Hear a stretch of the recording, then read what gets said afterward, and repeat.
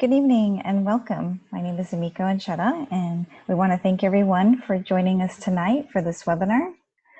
We understand that this is a challenging time for us all with the COVID outbreak and shelter-in-place order, and we continue to monitor the situation and adhere to the county health department requirements.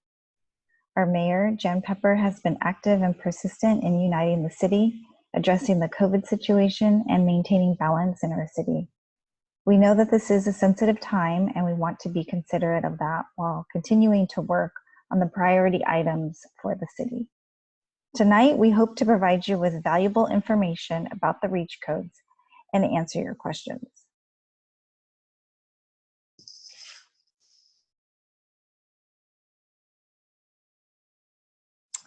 Okay, so tonight, we are going to have presentations from SBCE and the Environmental Commission Subcommittee, and then we will have a portion for the audience to ask questions.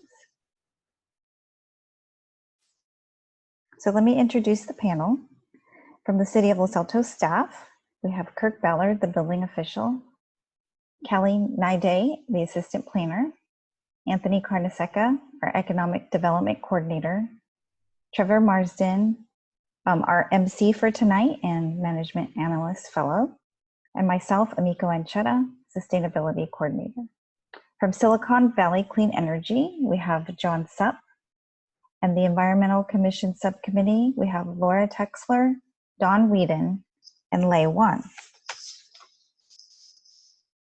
So what are REACH codes? Well, every 3 years, cities adopt the new Building Standards Code, or Title 24 of the California Code of Regulations.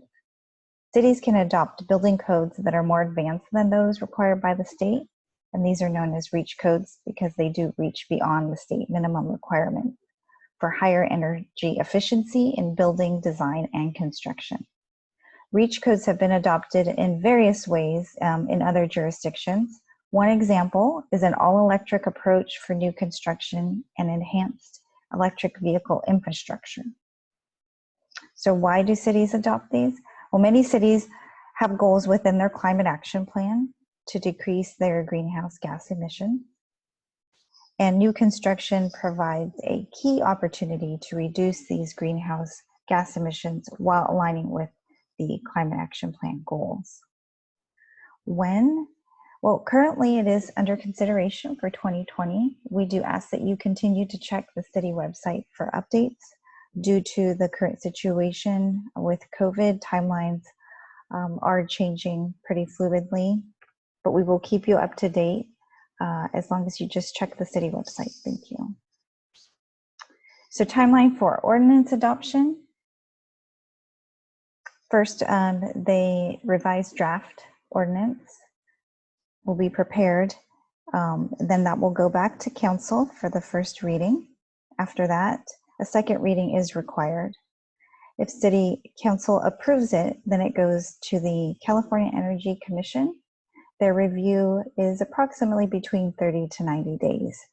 And then after that is ordinance implementation. As I mentioned before, please continue to check the city website for updates on this. I'm going to now turn it over to John Supp from SBCE. Well, thank you all for having me as part of this discussion about REACH codes.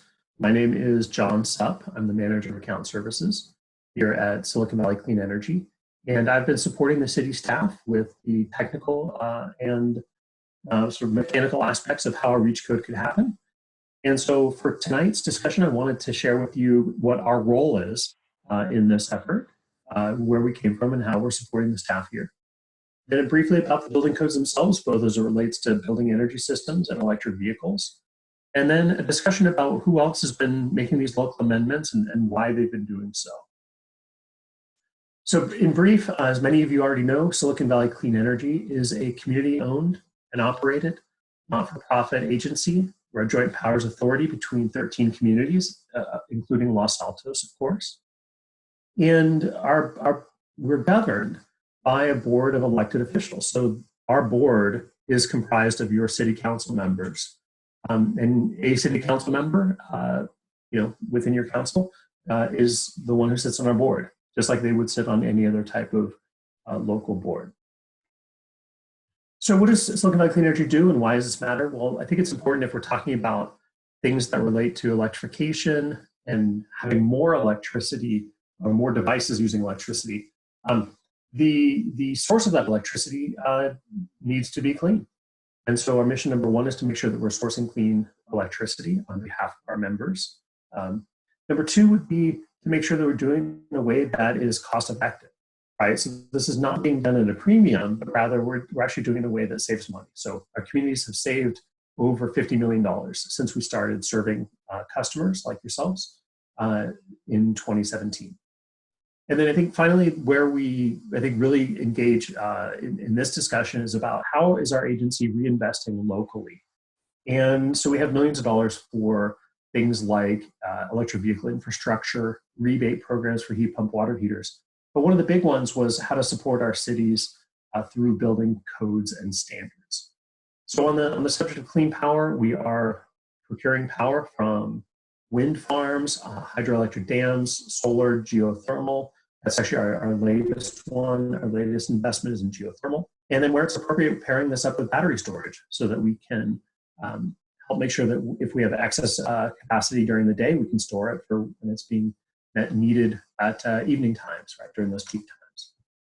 In terms of rates, I think it's really important too. There's a little confusion sometimes out there about what our discount is or what our prices are. And so I thought it'd be helpful just to reference PG&E's website. They post what all community choice energy agencies like ourselves, what our rates look like compared to PG&E standard rates. And so here for a typical customer, PG&E's average cost of electricity is there, about 27 cents. And you can see if you're an SBCE member with your Green Start service from us, it's about 25 cents. So you can see pretty clearly it's about a 2-cent delta. Obviously, the average home in Los Altos is a little bit larger than the average home for the rest of our territory. So while it saves an average home about $10 a month, I'd say in Los Altos that number is more like about $20 to $25 a month of savings for SVCE members. And as we talked about for Mission 3, which is what are we doing here locally, I mentioned some of the other programs, but one of the ones that city staff and our board approved was how could we provide technical consultation about building codes such that we can stop making the problem, right, of continually adding infrastructure that emits greenhouse gases and other pollutants. How can we use the building codes to help achieve the city's local environmental and economic goals? And so this plan was coordinated back in 2018, and we've been working consistently with the cities since this was approved in December of 2018. You can also take a look at the rest of the work that we're doing on that website linked below. So on the subject of building codes, the state issues a building code every 3 years, and all new construction. So all new construction must meet that code. Cities have the ability to make local amendments to that code. It's called the REACH code. And in the case of, in this particular case, when we're talking about the energy systems, right, what fuel type are you using for this building to power the lights and the HVAC? If a city is going to make a local amendment to that, it must meet a statewide cost effectiveness standard. So the California Energy Commission has requirements. A city can't just require anything in terms of energy. It must meet the cost effectiveness standards. So within the building codes, there are lots of different components of it, structurally, health and safety, and so on. But we're really talking about making, or cities making adjustments to just two pieces of it. One would be part 6, which is the energy code. So what does a building run on from an energy standpoint? And then part 11, which is just the part that relates to electric vehicle infrastructure. So where did this all come from? Why is there any movement at all towards building codes that support electric HVAC, electric heating, electric cooling? Well, interesting enough, so when the cities contacted us about this type of work, obviously we needed to make sure that we're meeting environmental goals and economic goals. So one thing that came up as a result of this is that all electric new construction costs less to build. So it's actually costs less money. It's pretty simple. All buildings require electricity, but if you want gas in the building, you have to pay for gas service, gas piping, gas infrastructure. But what about the impacts after installation? Well, it turns out electric buildings actually have a similar or lower cost to operate. That's backed up not just in the statewide cost effectiveness study, which I'll reference later, but in also independent studies done by the University of California system, Stanford University, and so on. Other benefits that have come up relate to health and safety. So indoor air quality, if you're not burning fossil fuels inside your home, you're obviously going to have cleaner air inside. And safety, things like induction cooking are just physically safer to be around. When it comes to electric vehicles, big reason for electric vehicles being a part of this discussion is that Santa Clara County is the #1 county in the state in terms of adopting electric vehicles.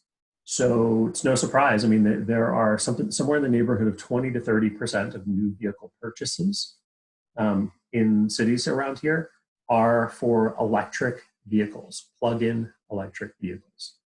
And so when the state issues a code in terms of how much infrastructure is required during new construction, the statewide requirement reflects sort of the average city within the state.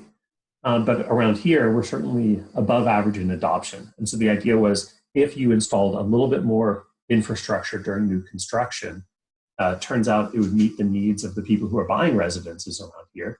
And also it costs substantially less to do so during new construction rather than afterwards. So we talked about the statewide cost effectiveness test itself. We wanted to make sure that it met not just that standard, but also just some obvious other standards.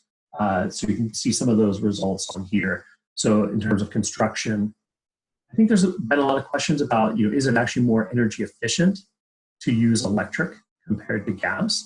The answer is yes, it is more efficient. The state wouldn't actually allow a REACH code that used more energy to do the same work.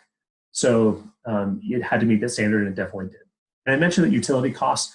This is another one that comes up a lot. Utility costs are very similar between all electric or homes powered and businesses powered by gas. And then in terms of lifetime costs, there's a benefit for the electric side. For those that are looking for the in-depth review, there's the statewide cost effectiveness study, which you can see in the upper right. This was done, this was the state required cost effectiveness study. The actual link is below. And really what I want to focus on in this one is the question always comes up, what's more cost effective? I mentioned it before, but here's a table that references it. And it can be a little awkward, so I'll have another slide that I think is a little more helpful. But essentially, I'd summarize it this way. If you keep the construction cost the same, which is called neutral cost here, then it turns out all electric is more efficient. So it has a time-dependent valuation greater than 1. So it's actually using less energy than natural gas to do the same work. And the on-bill benefit is greater than 1, which means that utility bills are also actually lower. So when you spend the same on both an electric home and a gas home, and I don't mean more, I just mean the same, spend the same, you get the benefits of the all-electric development. So what does that look like translated to an actual home? Well, it's fairly simple. In an all-electric world, or an all-electric construction, you would have 2 sort of basic options within this construction. So one would be, if you look at the capital cost, and if you look in the upper right of the slide, you can see that. An all-electric home, just the code minimum, actually costs about $10,000 less to construct. And that's because you don't need the gas service, the gas meter, the gas piping, and so on. But if you did build it to save that money in the upfront, the energy bill would actually be slightly higher, right? And that's about $7 a month for about a 2,500 square foot home. So for Los Altos, that might, those numbers might obviously be slightly different. But these are the homes that were modeled for the cost effectiveness study. Now, one thing you can do is, since you're saving $10,000, is, again, we talked about having construction costs be the same. If you built it with the same cost as a gas home, and you did it by either increasing the energy efficiency component or adding solar or even batteries to it. So your capital costs would be the same, your energy bill would actually go down. And that's why we say that the utility costs are very similar or even slightly less, depending on how you construct. So what's happening locally? Well, we'll start statewide. I mean, statewide, 30 different cities have passed amendments that are similar to this. I'll show you that there are three different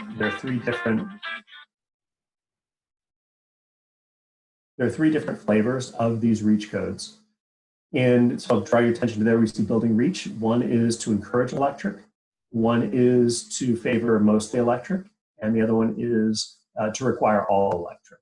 And you can see the cities have passed different versions of that. So encourage electric still allows for gas in all applications. Mostly electric requires electric for water heating and space heating, but otherwise allows for gas for cooking, fireplaces, fire pits, etc. And then the 100% electric obviously would require electrical. So 9 communities locally have approved those REACH codes, 7 of which have approved them with electric vehicle components. And finally, there are 3 communities still considering, and obviously Los Altos is one of them. And so with that, I'll wrap it up.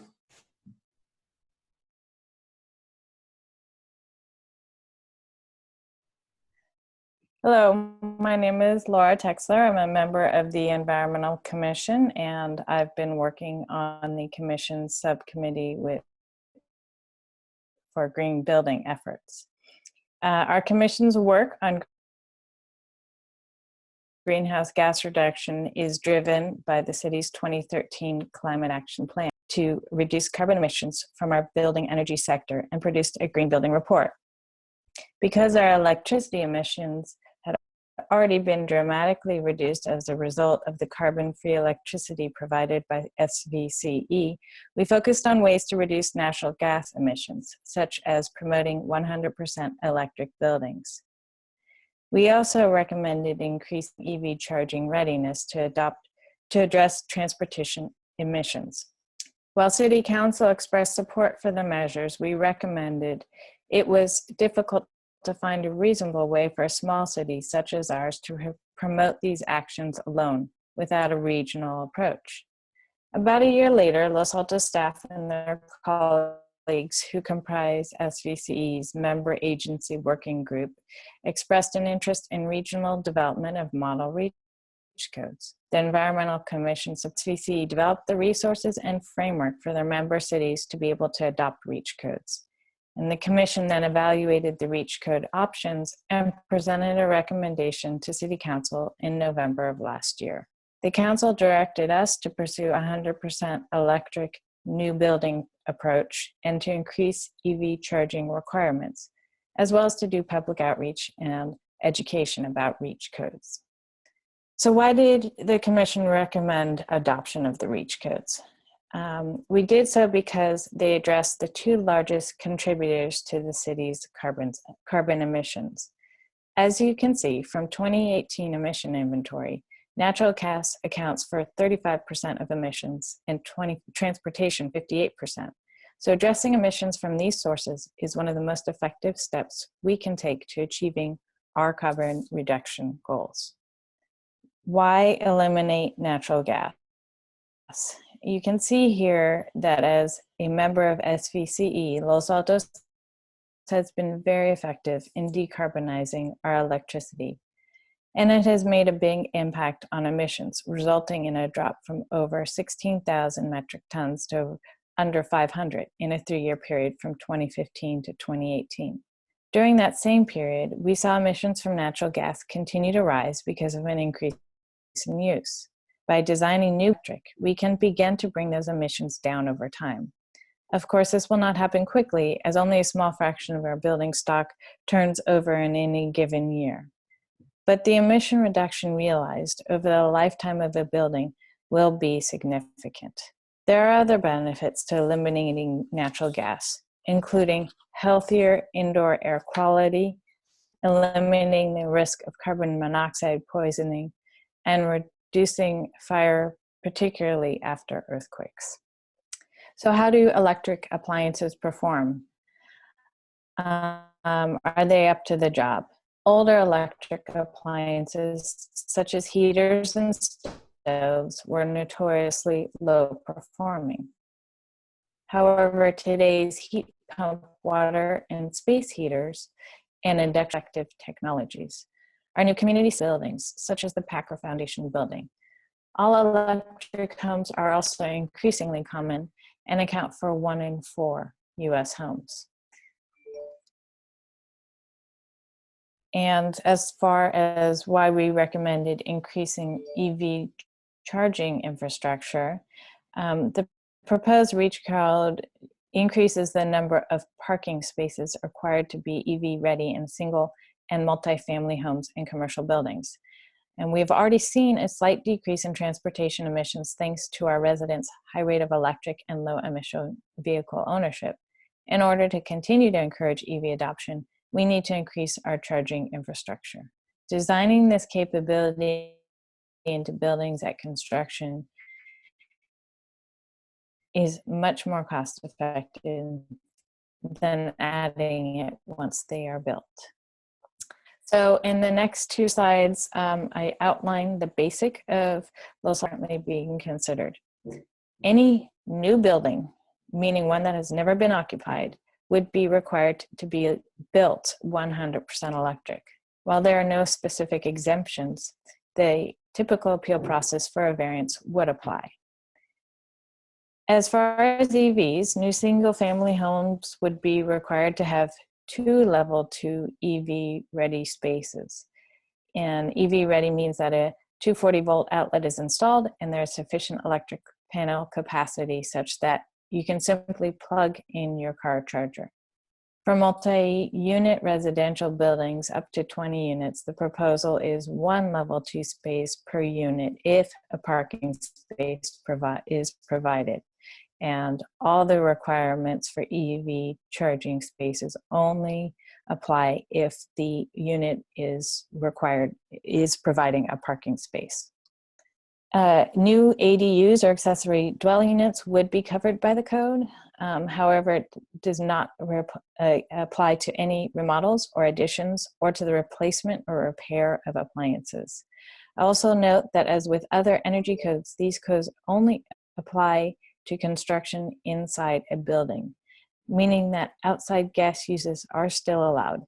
Communities that have included outdoor use in the prohibition have done so by amending their municipal code to ban natural gas altogether. And with that, I will close so we can get to your questions. Thank you.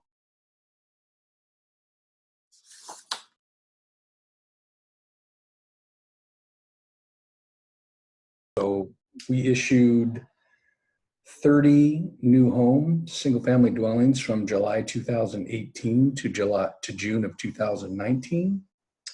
And from June of 2019 till now, it went up to 27 homes. So about 57 homes in a year and a half would be affected. Since 50% of electricity is generated from natural gas, if my neighbor uses PG&E and I use Silicon Valley Clean Energy, is the electricity that comes into my house any cleaner than my neighbor's electricity? Does not seem possible since all electricity is coming over the PG&E grid. Yeah, this is John. So I think I'll take that one.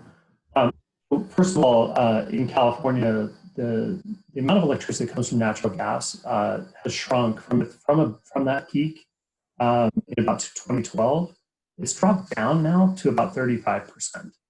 And it continues to decline as other clean energy sources have come online.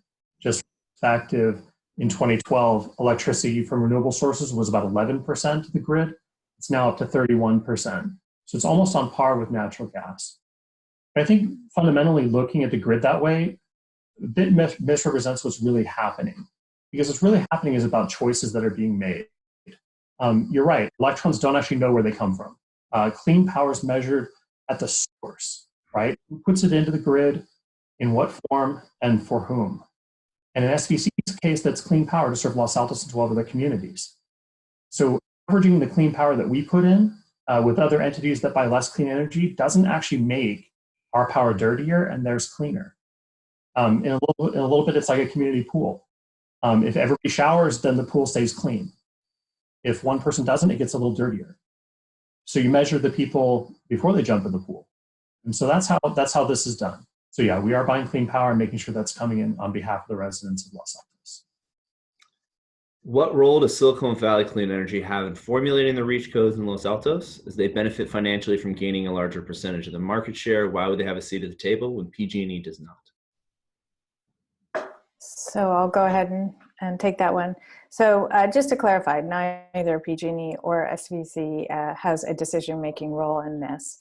the City Council of Los Altos will vote on whether to adopt or not a REACH code. And I think, as Amico mentioned, the California Energy Commission will have to approve any new code. So those are the decision-making authorities. And I think, as I previously described, we looked, as members of SVC, we looked to the resources that they provided that we wouldn't have otherwise been able to take advantage of, as in terms of the cost effectiveness study and all the research that was needed to build a model REACH code. And that was the resource that they provided to us. But again, we as a city and the council ultimately will make the decision. And also, as I mentioned, PG&E has provided a letter of support. Why is the city rushing to pass REACH codes in the midst of the COVID-19 crisis? This is Amico. I'll take that one. So the Environmental Commission actually began working on the REACH codes last year prior to the COVID situation or outbreak. They received direction by the council at the November 2019 meeting to continue work on the REACH codes, and they have been. The original workshop that was scheduled for March, when all of this was happening, was delayed, canceled at that time, and rescheduled due to the outbreak. However, but work on the city council priorities continues to move forward even during the shelter-in-place order. Is it a fact that at the present time, all the clean energy sources combined will likely fail to meet the demand for electricity at peak usage? And when they fail, fossil fuels will be required?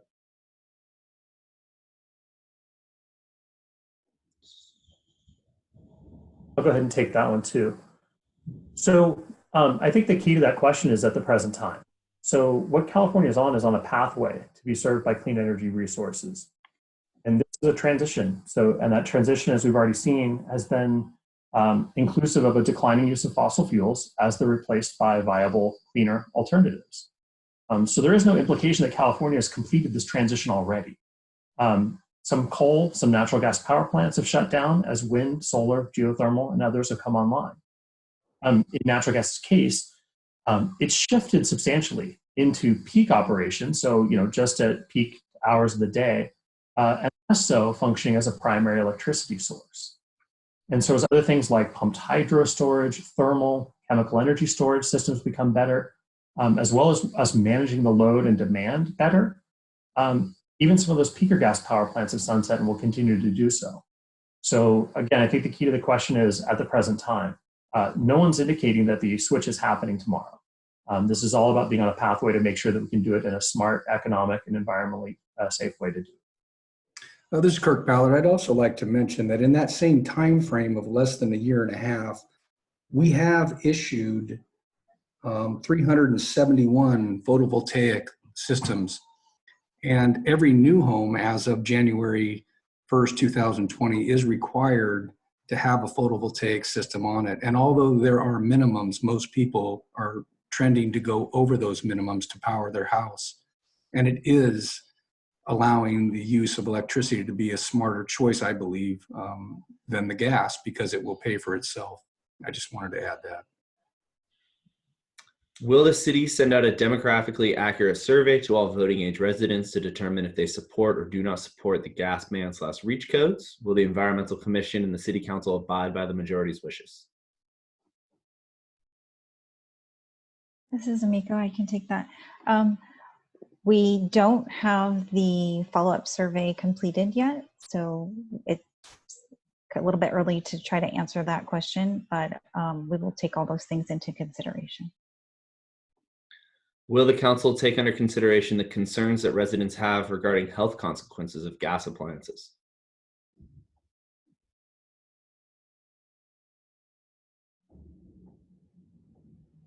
I don't know if any of us can speak for the council, but I would assume that would be in their thought process as they're considering this. And echoing, since I've been involved in supporting the efforts across our area, health and safety have definitely come up and have been of interest and certain cities have definitely passed REACH codes because of some of those aspects. But again, I don't think we can speak on behalf of this particular council. Fair enough. Has anyone calculated the difference in the utility charges for all electric home to one with gas? Heat, stove, water heater, dryer, barbecue, etc. I think that one is basically the same question that I answered previously, and I refer again to the figure that John did, which is a result of all the research done on an appliance by appliance basis, and then rolling it up to the total home. And once again, those numbers showed that the capital cost of building an all-electric home is about $10,000 less, but would require about $7 more in energy costs per month.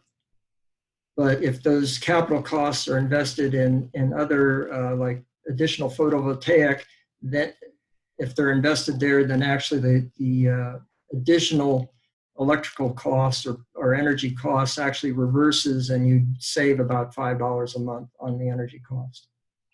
And Don, if I could just clarify, SBC compiled the graphic, but the underlying cost effectiveness study was a statewide cost effectiveness study.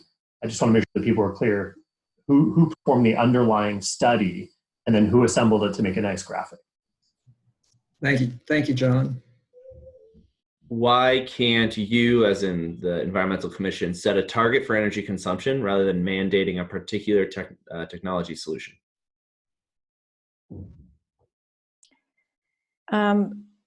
So I can answer that in part. I think the REACH or the Energy Code takes that approach that they have you. They set a efficiency standard, and I'm going to bungle this, so I might ask John to step in. And it is a different approach to reaching the goal that we're trying to reach, which is maximum, one of the goals, maximum emission reduction. I don't think that the REACH code per se doesn't define what type of whose model or what type of water heater you install. It's just that it has to be an electric, and we say that the heat pump technology is the energy saving technology in that particular appliance. In each appliance, we're not directing specific models or manufacturers or anything else. It's really the homeowner's choice, as long as the driving force is electrical power. When will the results of the survey be released? This is actually, they'll be released on the last day of May, so May 31st. Will there be a general election in Los Altos on whether gas should be banned in new homes? Go, Miko. I'm sorry, I didn't understand the question. Will there be a general election in Los Altos on whether gas should be banned in new homes? So I think the question is asking, will this be put up for a vote for residents, or will the city council just be making a decision? Oh, I see. I think that would be up to the environmental subcommittee and the council. Are there health improvements associated with going from gas in the home to electric, which is best for my family's health?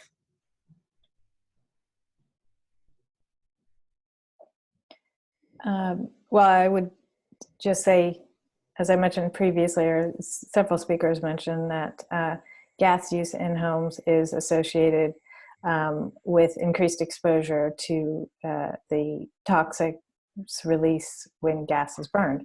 It can result in higher asthma rates and exposure to, again, those chemicals that you don't get when you're operating an electric appliance. So the next three are all kind of cost questions. For various appliances, what are the cost differences between the electric and gas versions? If you use more electric, you move to a higher rate. Is this included in your cost estimates? And can you explain cost savings of heating a home via electricity versus gas? So I think the first part of that question, I hope, has been covered fairly well with Don's already provided. It's also echoed in the graphic where it shows individual appliances, individual costs. Can you repeat the second part of the question? If you use more electricity, you move to a higher rate. Is this included in your cost estimates? And can you explain cost savings of heating a home versus electricity versus gas? Yeah, if you don't mind, I'll take that one. So I think one of the key things that's happening is statewide, there's a movement, the requirement to switch utility rates from those tiered volumetric structures that you're talking about, where you end up going to a higher tier, moving it into a more appropriate system, which is called time of use, which is it matters more when you buy the power. And so because that's the new requirement for the state to use time of use rates, the cost effectiveness studies were done using the time of use, expected time of use rates. And yes, so the savings do play out with the time of use rates baked into that. And then was the final question about how is it heated or cost of heating? I think it was the same cost of heating electricity versus gas. Yeah, so I think the key on this is, we're talking about new construction. And so when you're talking about building a home from the ground up to utilize electric systems, the heating is actually less. Heat pump is incredibly efficient, and it's a single device that handles both the heating as well as providing air conditioning in the summertime. You'll end up with a savings on the bill using electric heat with a heat pump versus a gas furnace. San Jose has also adopted a REACH code, I think. Yes, I Googled this during a presentation. They did in 2019, I believe. What's wrong with using natural gas?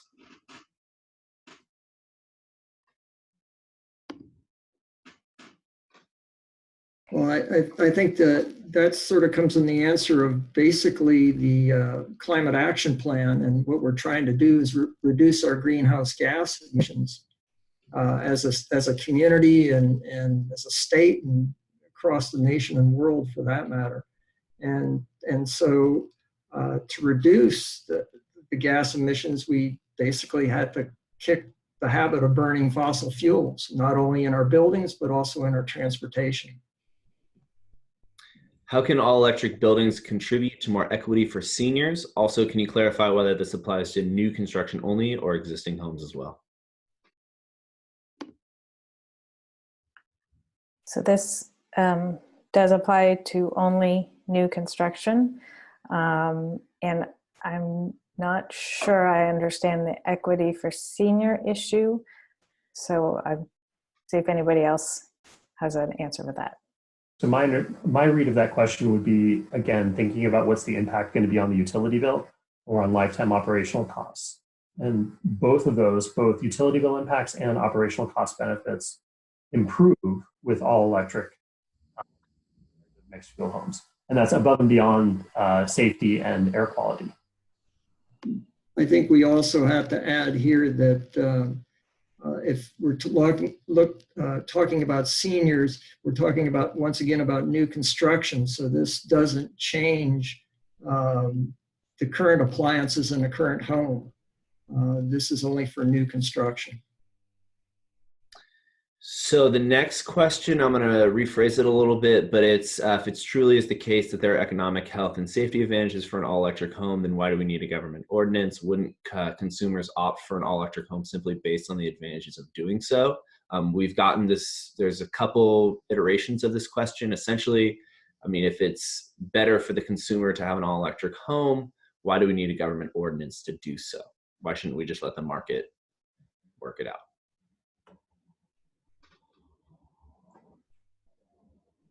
Well, I would say, I mean, part of the point of this is a reach, and it is a little bit of a forcing function to accelerate the adoption. And I would also think that because builders and homeowners and everyone are accustomed to using natural gas, sometimes it takes a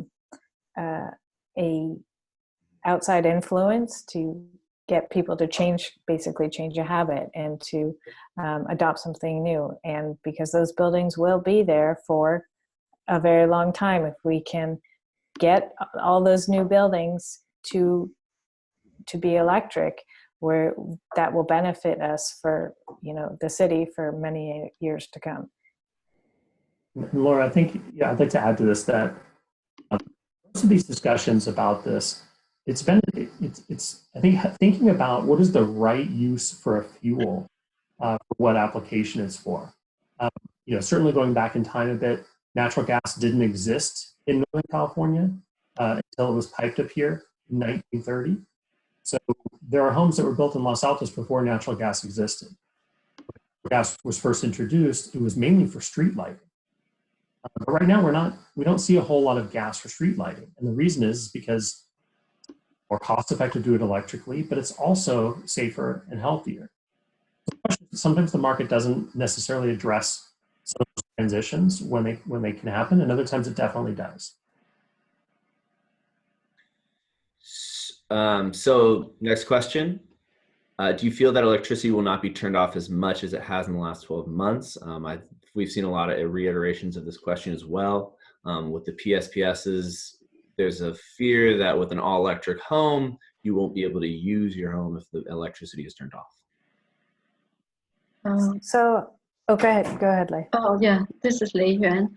I guess the question is if we're using gas appliances, if the outage happens, that people may still be using the cooking functions.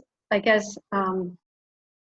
that's the only appliances that may matter slightly, but new appliances usually, or most of them, require electrical ignition to function those appliances. So I guess in that situation for new construction, especially these days, the code requires photovoltaic cells in conjunction with the battery install backup. So that can be beneficial for the time of outage.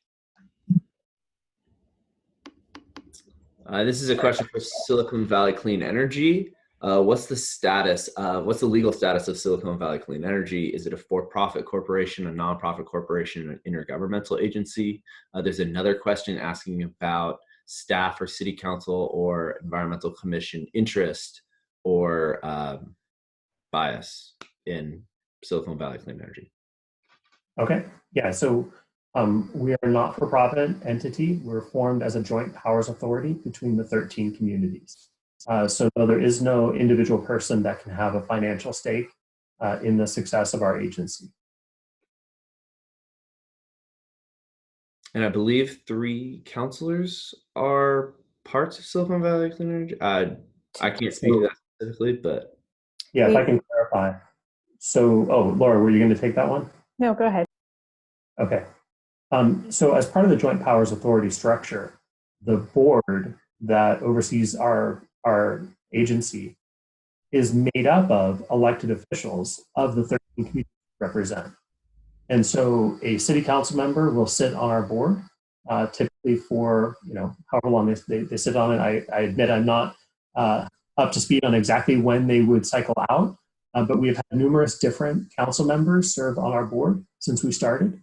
And so, yeah, that is the oversight for our agency.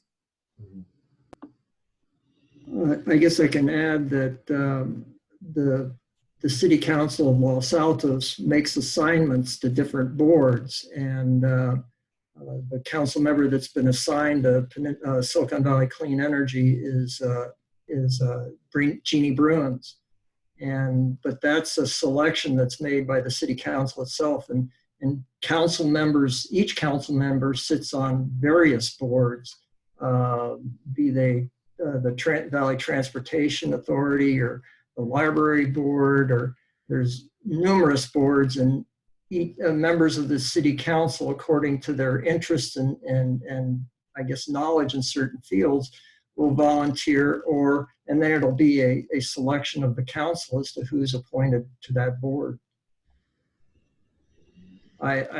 That's my general understanding.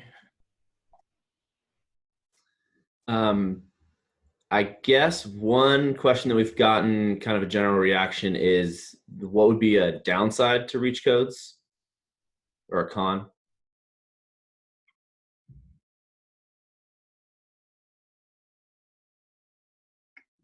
Well, I mean, I think people, one of the things that people are most connected to is gas stoves for cooking. And, you know, it's kind of a comfort appliance. It's something that people are have a more kind of emotional connection to cooking on a gas stove. So of course they wouldn't be able to have a gas stove. I have never used I'm going to forget the name of the oven. Somebody help me out. Induction. Yes, conduction oven. So I can't speak to it. Induction, sorry. But supposedly they perform very well. But I do think, that is, one thing that people could potentially miss in their home is having a gas stove. So less on the downside and more on the procedure. So if Los Altos or any other city adopts a REACH code, it's only valid until the next REACH code cycle or next code cycle, anyway. So the next code cycle is 2022. And so anything that you wanted to adjust or amend, you can do so both along the way. But also when that period comes up, whatever you'd pass as a REACH code simply goes away. You as a city would have to adopt a REACH code again to maintain it in place. So this REACH code would go into effect in 2022? No, this REACH code would go into effect. EMICO had a document that showed that. But basically it would be council would pass it, CEC would review it, and then after that period of time happens, then it becomes applicable. So depending on when Los Altos votes on it, it could be as soon as 3 months from now, but it could be basically any time that vote happens plus a month or two. But even if it goes into effect, it will cease being in effect starting in January 1st of 2023, because the new statewide code would go into effect then. At that point, you would renew your REACH code if you wanted to, or make adjustments. Trevor, we might just take maybe one more question because I know we are running out of time. So there's a lot of questions about how do you confirm or balance the use of renewable energies and fossil fuels from power plants to these homes? Because I mean, the next question is, how do you prove all the electric house and buildings obtaining all their electricity from a purely renewable generation, not by fossil fuel?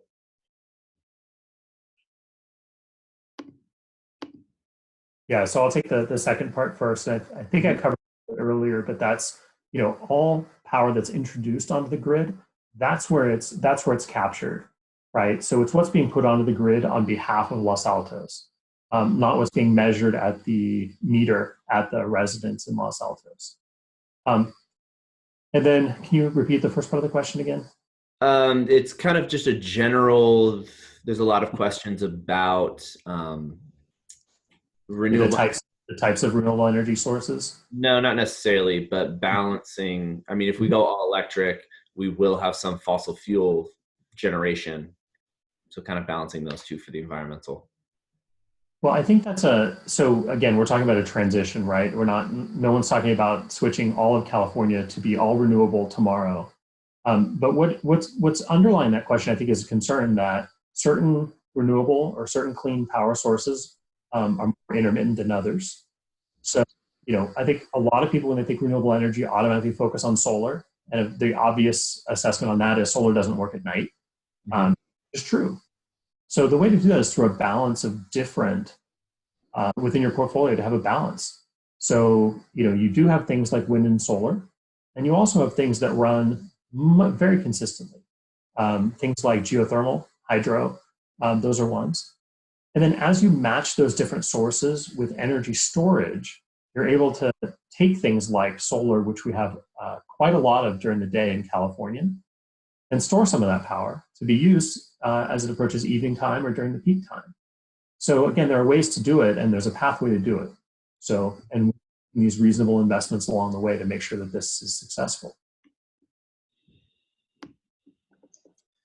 So we do have about 99 other questions left. We will kind of compile these questions, answer them, and email them out to everyone on the Eventbrite. If you would like to receive these and you didn't sign up on the Eventbrite, feel free to email me at tmarsden@losaltosca.gov, tmarsden@losaltosca.gov. We'll get the whole list with all the answers and a recording of this out to everyone over email, and we'll put it on our website for you. But Amiko? Yep, I just wanted to say thank you. Thank you for everybody on the panel, and thank you for everybody who was out there that joined us today. Please check our website. A lot of probably the questions that are still on the list could be answered through the frequently asked questions. And then we can add to those if we start to see some that are very consistent. But like Trevor said, this will be posted on our website, and that's it. Thank you, and have a great night. Thank you, everybody. All right, thank you everyone for coming in. Appreciate that. Have a great rest of your night. Good night.